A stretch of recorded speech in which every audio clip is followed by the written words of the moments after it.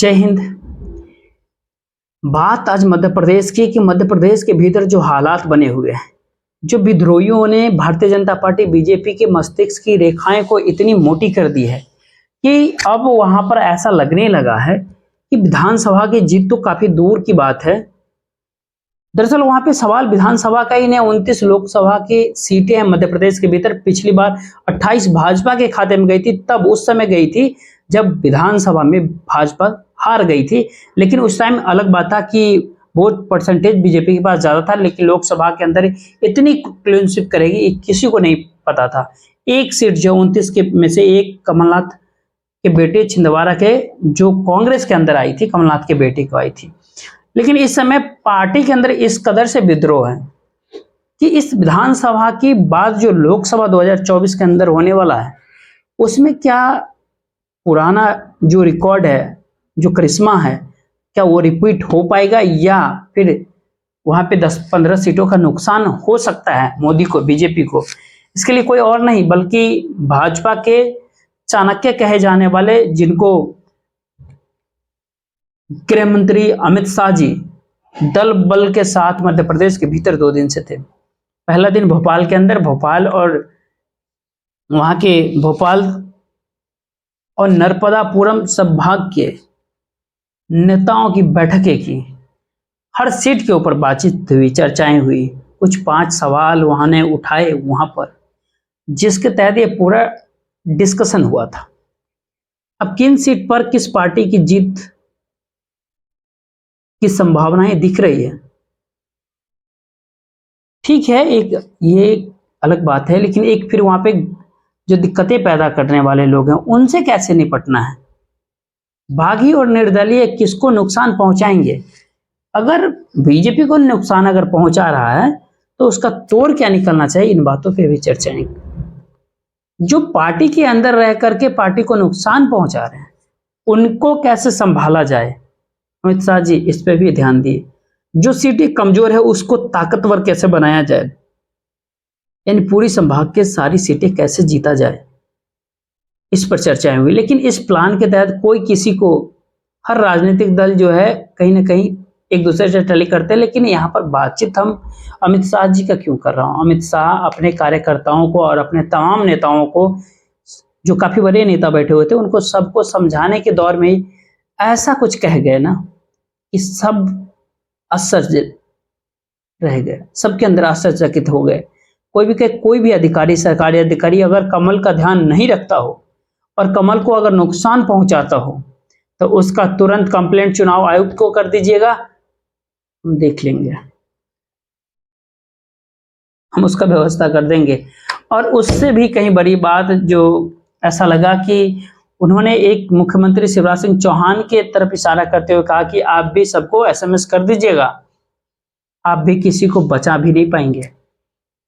क्या इसके मायने यह कि शिवराज सिंह के कुछ अधिकारी जो हैं, शिवराज सिंह को मुख्यमंत्री प्रोजेक्ट नहीं करने की वजह से पार्टी को डैमेज करना चाहते हैं? ऐसा है। गृह मंत्री साहब ये कहना चाह रहे थे, क्या इनका इशारा इस तरफ था? नहीं तो शिवराज सिंह चौहान को ये कहना कि आप भी एसएमएस कर लीजिएगा और किसी को आप बचा नहीं पाएंगे, इसका मतलब तो साफ है, ये धमकी है कि इस मध्य प्रदेश के चुनाव के भीतर मध्य प्रदेश के अधिकारी कमल का ध्यान रखे, बखूबी रखे, अन्यथा उन्हें ठिकाना लगा दिया जाएगा। क्या लोकतंत्र का ऐसी व्यवस्था है? चुनाव आयोग अखबार के अंदर ये जो खबर छपी, जो नजरअंदाज कर देते हैं। भारत देश के अंदर चुनाव आयोग हैं या फिर लोकतंत्र का इतना बड़ा जो महापर्व चुनाव का जो मध्य प्रदेश के अंदर चल रहा है, जहां पे करोड़ों रुपए फूके जाएंगे, यह एक मात्र मजाक बन के रह गया है। क्या मध्य प्रदेश के लोगों के साथ मजाक ये नहीं है? आधिकारिक ध्यान रखे कमल का है, आखिर कैसे ध्यान रखेगा भाई? वैसे जैसे गुजरात के अंदर रखा जाता है, वैसे ही जैसे पिछले लोकसभा के अंदर रखा गया, कहीं मशीन को बदल दिया गया, कहीं वोट को डलवा दिया गया। ऐसा विपक्ष आरोप लगाते रहे बीजेपी के ऊपर। क्या मध्य प्रदेश के भीतर बीजेपी इतना कमजोर पड़ गई, न केंद्र की सरकार के पास कुछ कहने के लिए है और न मध्य प्रदेश के सरकार के पास बताने के लिए कि जो हम पिछले 15 साल के अंदर हमने क्या किया है। आपके मध्य प्रदेश के अंदर जो डबल इंजन की सरकार जो है, आखिर 2 फुट 2 कदम पीछे क्यों आ रही है।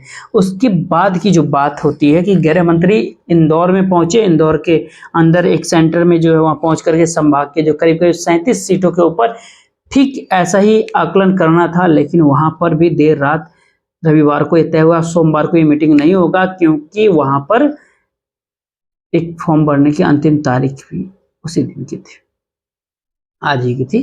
गृह मंत्री जी ऐसे में चुप नहीं रहे, वही विश्राम किया, सोया और सुबह फिर लगातार जो तमाम नेताओं को न्योता भेजा जो बगावती सुर में हैं, ये फिर बगावत कर रहे हैं।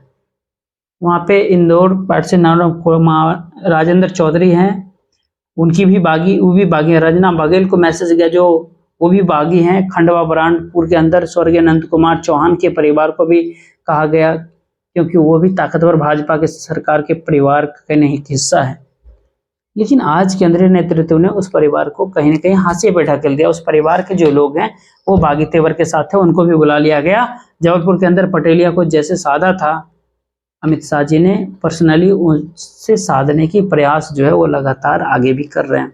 37 सीटों के ऊपर आकलन तो नहीं हो पाया, लेकिन बागियों से बातचीत करने का जो प्रयास था वो जरूर हुआ। उसके बाद ग्वालियर पहुंचेंगे, ग्वालियर संभाग के अंदर भी बातचीत होगी। अगर गृह मंत्री साहब खुद अमित शाह अगर संभाग पहुंच करके बागियों से अगर बातचीत कर रहे हैं, तो आप बिल्कुल अंदाजा लगा सकते हैं कि विद्रोह का तेवर जो है कितना है। अगर बागियों को भी अगर जबरदस्ती धमकी दे करके या दादागिरी से या कुछ लॉलीपॉप दे करके अगर बैठा भी दिया गया चुपचाप अपनी इज्जत के लिए, तो फिर क्या वो दिल से उस उम्मीदवार के लिए कभी काम करेंगे?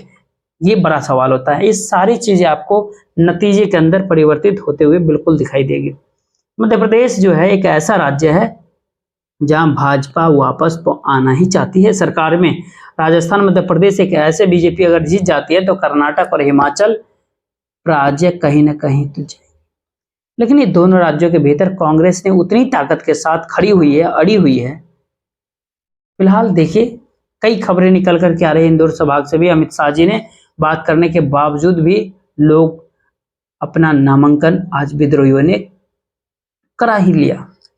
क्या ये विद्रोही भाजपा के लिए संकट, मुश्किलें खड़ा कर सकते हैं? और बीजेपी के लिए सबसे बड़ा मुश्किल है संकट, क्या बीजेपी के लिए इससे मुक्ति मिल पाएगा?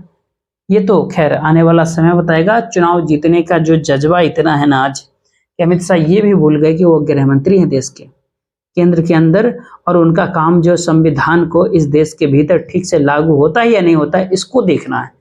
ऐसे में अगर स्वयं अगर इस तरह की भाषाओं का प्रयोग करके प्रदेश का अधिकारी अगर कमल का ध्यान ना रखे, जो कमल का ध्यान अगर नहीं रखे या उसको कम नुकसान पहुंचाएगा, तो उसकी कंप्लेन आप आयोग के अंदर कर दीजिए, हम उसको देख लेंगे। तो चुनाव आयोग जैसे कंप्लेन जाएगी एक्शन लेगी, क्योंकि इन्हीं का चुनाव आयोग है। छत्तीसगढ़ के अंदर एक बीजेपी नेता ने जब कंप्लेन किया, कैसे धराधर ट्रांसफर किए पूरा छत्तीसगढ़ को ये बात पता है। तो क्या चुनाव आयोग भी अब कहीं ना कहीं बी टीम बन करके चुनाव में पहुंचेगा? क्योंकि देश के गृह मंत्री को इतना विश्वास, इतना देश के गृह मंत्री इस तरह की बात है। खैर, मोदी है तो मुमकिन है, बढ़िया है। देखिए, आज इस वीडियो में इतना ही। जय हिंद।